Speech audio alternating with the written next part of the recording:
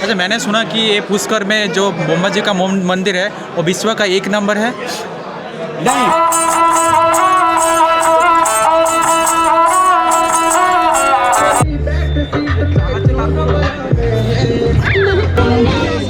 চল পলায়ে যাই।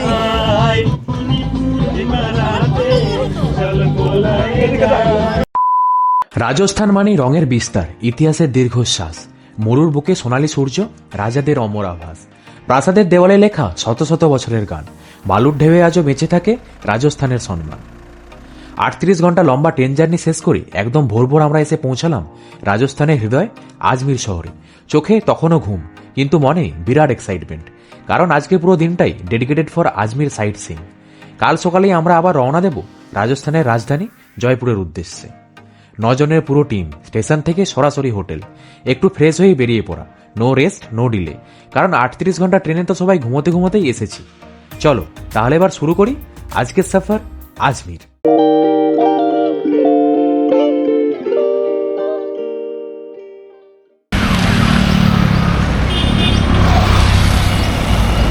এখন সময় সকাল 7:30, তো 5টার দিকে মেবি নামলাম আজমিরে।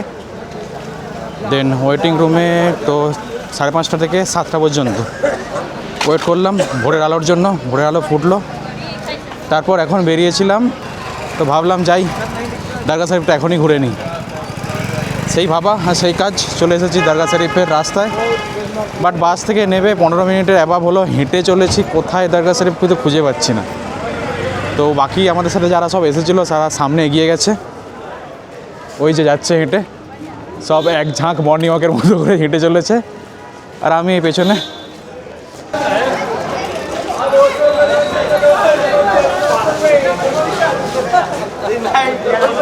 আর একটা জিনিস যেটা ড্রাইভার সাহেব আমাদেরকে সাবধান করে দিল, সেটা হলো এখানে এলে এখানে খুব পিক পকেটের ব্যাপারটা খুব চলে, মানে পিক পকেট খুব হয়। তো এলে যা জিনিসপত্র নিয়ে আসবে, মোবাইল হোক ক্যামেরা হোক যা নিয়ে আসবে, একটু সাবধানে নিজের খেয়াল রেখে নিয়ে চলো। আর হচ্ছে এখানে মেয়েদের ক্ষেত্রে মাথায় ওড়না, আর ছেলেদের ক্ষেত্রে সাদা রুমাল বা কিছু একটা বেঁধে তবে যাওয়া যায়। তো এখানে পাওয়া যাবে। তো সাইডে দোকান দেখতে পাবে, রুমালপত্র রয়েছে, 20 টাকা করে পার পিস রুমাল নিচ্ছে। তো বেঁধে ভেতরে যেতে পারো।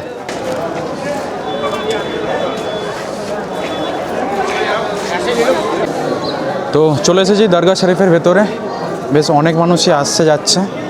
রাজস্থানের এই শরীফ দরগা ভারতের অন্যতম পবিত্র সুফি তীর্থস্থানগুলির মধ্যে একটি। এটি হলো মহান সুফি সাধক খাওয়াজা মঈনুদ্দিন চিশতির মাজার বা সমাধিস্থল। তিনি 1200 শতকে ভারতে এসে প্রেম, মানবতা ও সাম্যের বার্তা প্রচার করেছিলেন। তার শিক্ষা ছিল খুবই সহজ, সবাইকে ভালোবাসো, কারো প্রতি ঘৃণা নয়।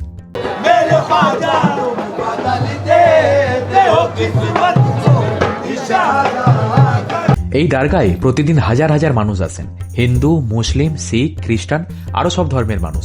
সবাই এখানে মানত করে, চাদর চড়ায় আর দোয়া করে। এই জায়গার সবচেয়ে বড় সৌন্দর্যই হলো এর ইউনিটি আর স্পিরিচুয়ালিটি। দরগার সাদা মার্বেলের গম্বুজ, বিশাল দরওয়াজা আর ভেতরে কাওয়ালির সুর সব মিলিয়ে এক অন্যরকম শান্তি অনুভূত হয়।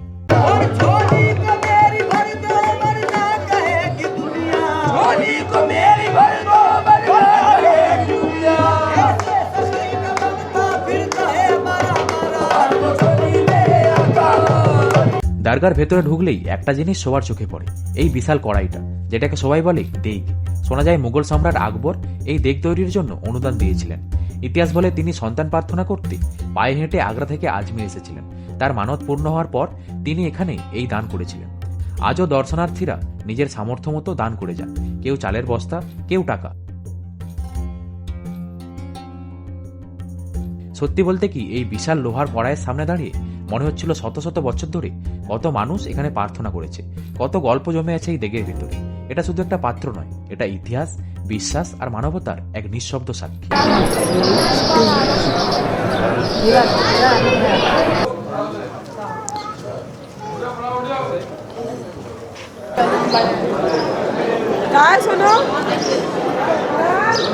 তাই চলে এসেছি আজমিরের আরও একটা বেস্ট টুরিস্ট স্পট, আন্না সাগর লেক। কি সুন্দর অমানবিক জায়গাটা, জাস্ট দেখো।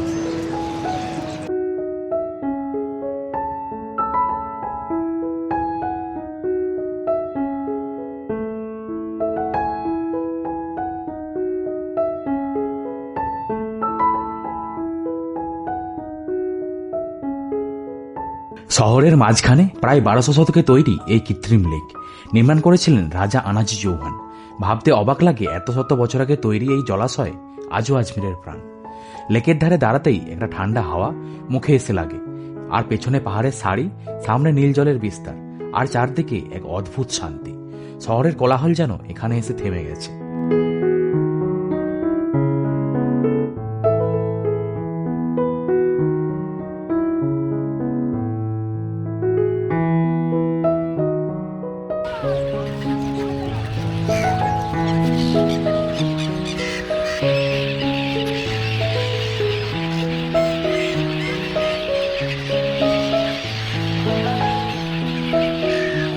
সবাই এখন চেষ্টা করছে পাখিকে, আমার দেখে পাখিকে সবাই খাওয়ানোর চেষ্টা করছে এখন, কিন্তু কারো তাকে খাচ্ছে না।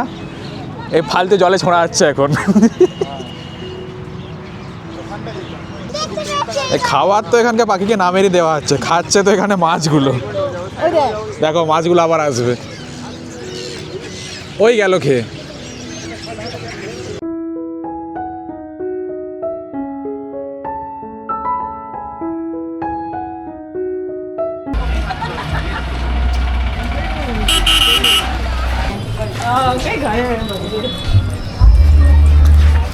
চলে এসেছি এখন পুষ্করে। এই পেছনে দেখতে পাচ্ছ নানা রকম ফুলের দোকান রয়েছে, ডালার দোকান রয়েছে। তো আমি একটা ডালা নিয়ে নিয়েছি পুজো দেওয়ার জন্য। তো চলো এবার মন্দিরের ভেতর দিকে যাই। অনেক মানুষজনই এসেছে, যেমন দেখতে পাচ্ছ লাইন দিয়ে এখানে যেতে হয়। এই দুটো রকম লাইন রয়েছে, এদিকে মানুষ আসছে এই লাইন ধরে। এই দেখা যাচ্ছে মন্দির। পুষ্করের এই মন্দির হল ব্রহ্মাদেবের মন্দির। হিন্দু ধর্মে ব্রহ্মা ছিলেন সৃষ্টিকর্তা, কিন্তু আশ্চর্যের বিষয় পুরো ভারতের ব্রহ্মার মন্দির খুবই কম রয়েছে। আর এর পিছনে রয়েছে একটি পৌরাণিক কাহিনী। কথিত আছে একবার ব্রহ্মা একটি মহাযজ্ঞ করার সিদ্ধান্ত নেন। সেই যজ্ঞে তার স্ত্রীর উপস্থিতিও প্রয়োজন ছিল, কিন্তু যজ্ঞের সময় সাবিত্রী দেবীর পৌঁছতে দেরি হওয়ায় ব্রহ্মা অন্য এক নারী গায়ত্রী দেবীকে সঙ্গে নিয়ে যজ্ঞ সম্পূর্ণ করেন। এতে রুষ্ট হয়ে সাবিত্রী দেবী ব্রহ্মাকে অভিশাপ দেন পৃথিবীতে খুব কম জায়গাতেই তার পুজো হবে। সেই কারণেই নাকি ব্রহ্মার মন্দির এত বিরল, আর পুষ্করের গুরুত্ব এতটা বেশি। পুষ্করের এই মন্দিরটাই সবচেয়ে গুরুত্বপূর্ণ এবং প্রাচীনতম বলে মানা হয়। চলো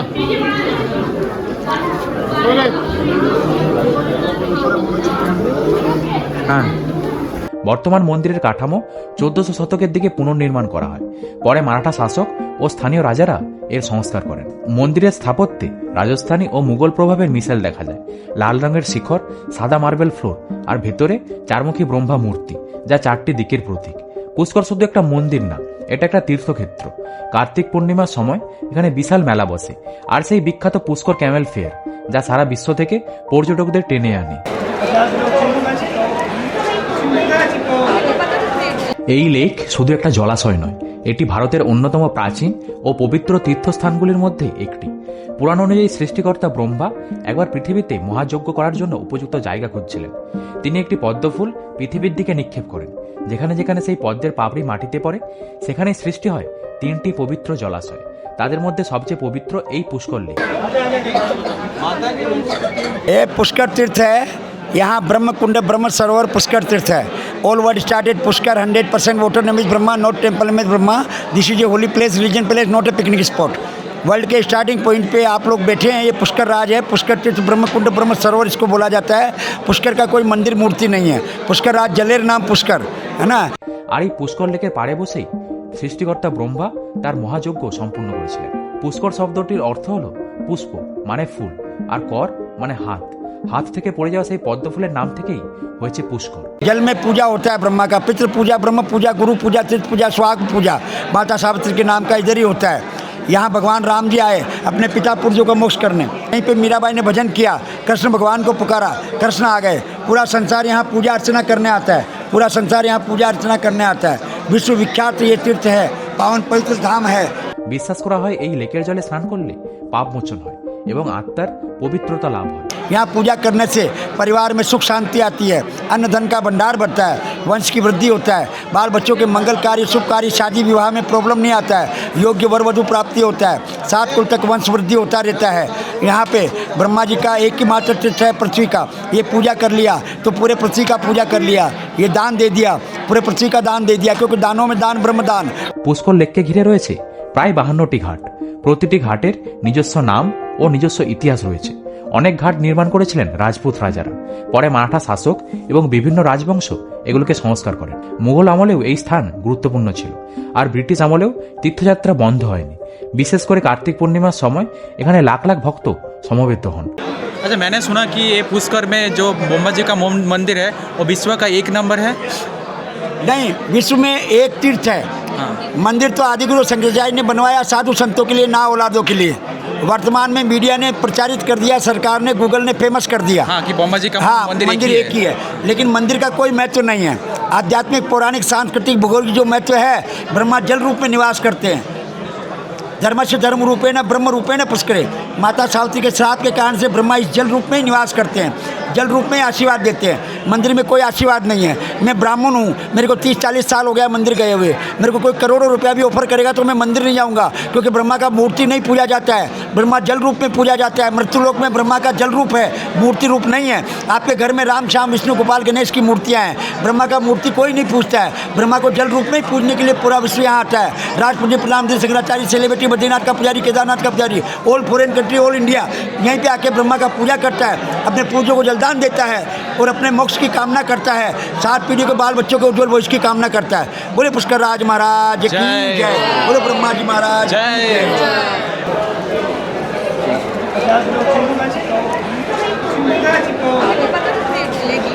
পুষ্কর টেম্পল আর লেক দর্শন করে বেরিয়ে এলাম।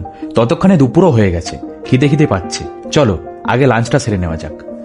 আর তোমরা যারা আজমের আসবে, চেষ্টা করো পুষ্করের এই আশেপাশেই থাকতে। এখানে অনেক হোটেল, গেস্ট হাউস আর রেস্টুরেন্ট রয়েছে।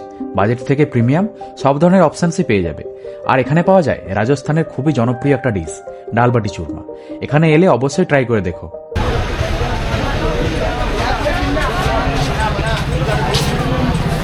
ধাওয়ায় বসে খেতে খেতেই রাজস্থানের এক অন্য সংস্কৃতি চোখে পড়ল। হঠাৎ করে শুনতে পেলাম দূর থেকে ভেসে আসছে বাজনার শব্দ। ফুল ছড়াতে ছড়াতে একদল মানুষ এগিয়ে আসছে। একটু কাছে আসতে দেখলাম ওটা আসলে একটা শবযাত্রা। এই শেষ যাত্রাতে দুঃখ আছে, সাথে রয়েছে গ্রহণযোগ্যতা। এখানে মৃত্যু মানে শুধু বিদায় নয়, এটা একটা নতুন যাত্রার শুরু, এমনটাই বিশ্বাস এখানকার মানুষজনের।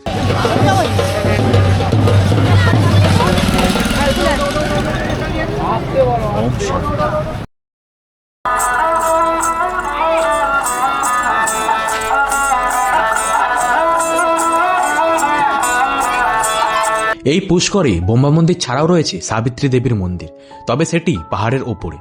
আর এইমাত্র আমরা খাওয়া দাওয়া করে এলাম, তার উপরে এই মরুভূমির গরম। সত্যি বলতে কি, ওপরে ওঠার মতো এনার্জি আমার আর নেই। তবে তোমরা এলে অবশ্যই ঘুরে দেখো। ওপর থেকে নাকি পুরো পুষ্করের এক অসাধারণ ভিউ পাওয়া যায়। লেক, ঘাট, মন্দির সব একসাথে চোখের সামনে ভেসে ওঠে। এখন আমি ওয়েট করছি রোদটা একটু কমার, কারণ রোদ কমলেই শুরু হবে পুষ্করের মরুভূমির বুকে জিপ সাফারি, যেটা আমার ফার্স্ট টাইম এক্সপিরিয়েন্স। আমার বলছি কেন, আমার সাথে যারা এসেছে বাকিদেরও সবারই এটা ফার্স্ট টাইম এক্সপিরিয়েন্সই হবে।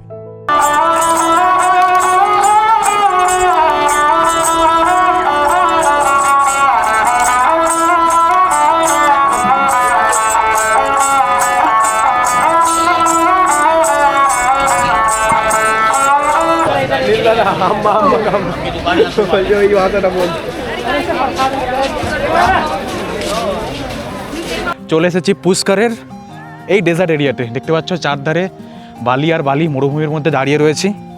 এই পেছন দিকে জিপ রয়েছে, এখানে একটা ক্যাম্প মতো রয়েছে যেখান থেকে এই রাজস্থানের যে ড্রেস, সেই ড্রেস পরে ছবি তুলতে পারো। আর এখানে একটা ওই দেখতে পাচ্ছ ছবি তোলার মতো একটা প্লেস রয়েছে, সেলফি পয়েন্ট।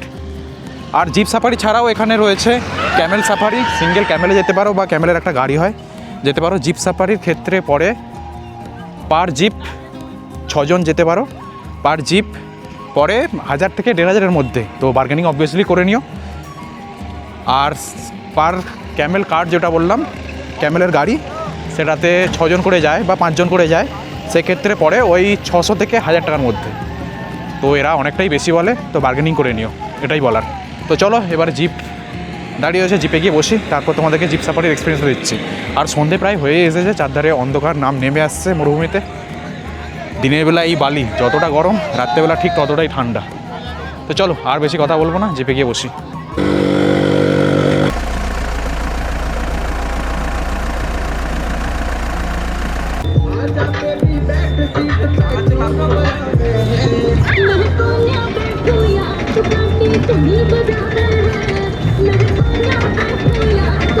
এতদিন পর্যন্ত মরুভূমি শুধু ছবিতে আর ভিডিওতেই দেখেছি, সামনে থেকে এই প্রথমবার।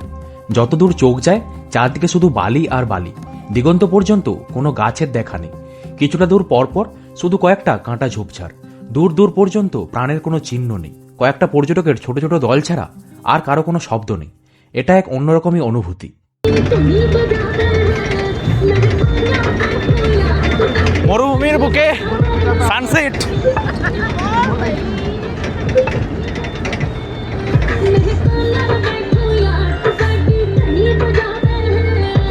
জীবনে প্রথমবার মরুভূমির বুকে সূর্যাস্ত দেখলাম। দিগন্তের পাড়ে যখন ধীরে ধীরে সূর্যটা নামতে শুরু করলো আর সূর্যের শেষ সোনালি আলোটা বালির ঢেউয়ের উপর পড়লো, তখন পুরো মরুভূমিটাকে যেন আগুনের মতো জ্বলে উঠতে দেখলাম। জীবনে আরেকটা প্রাপ্তি। এতদিন সমুদ্রের ওপরে দিগন্ত রেখায় সূর্যাস্ত দেখেছি পাহাড়ের কোলে সূর্যকে ঢলে পড়তে, আর আজ দেখলাম মরুর বালির মধ্যে সূর্যকে বিলীন হয়ে যেতে। এই ছোট্ট জীবনে আরো কত কিছু দেখার বাকি, এই সৃষ্টিকে আরো কত জানার বাকি। যেমনটা বলেছিলাম জিপ সাফারি, তার সাথে ক্যামেল সাফারি। ওই দেখো দূরে ক্যামেল সাফারি চলছে, আর মরুভূমির বুকে এই সানসেট কি অসাধারণ সুন্দর লাগছে। জাস্ট দেখো, গাড়ি এত দুলছে রে, তো কথা বলতে পারছি না।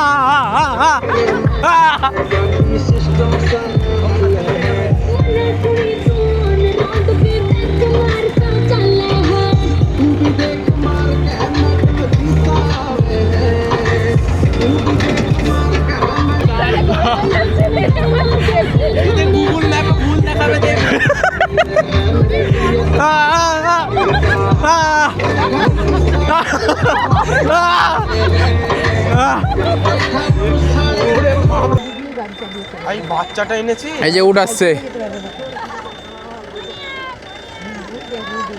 Disconnected. এটা সব করে চলে এলো।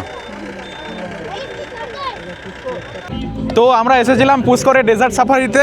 এখানে কিছু একটা প্রোগ্রাম হওয়ার কথা ছিল, বাট অন্ধকার হয়ে যাওয়ার জন্য এখানে প্রোগ্রামটা চলছে না। বাট নো প্রবলেম, আমরা নিজেরাই নিজেদের মতো প্রোগ্রাম সাজিয়ে নিয়েছি। এখন এখানে জিপে চলছে গান, আর এইদিকে চলছে নাচ। এদিকে হ্যালো মা, মামিমা, মাধবী আন্টি, মিতা আন্টি, আর ওইদিকে আছে সব আঙ্কেলরা। সাউন্ডটা একটু কম লাগছে না?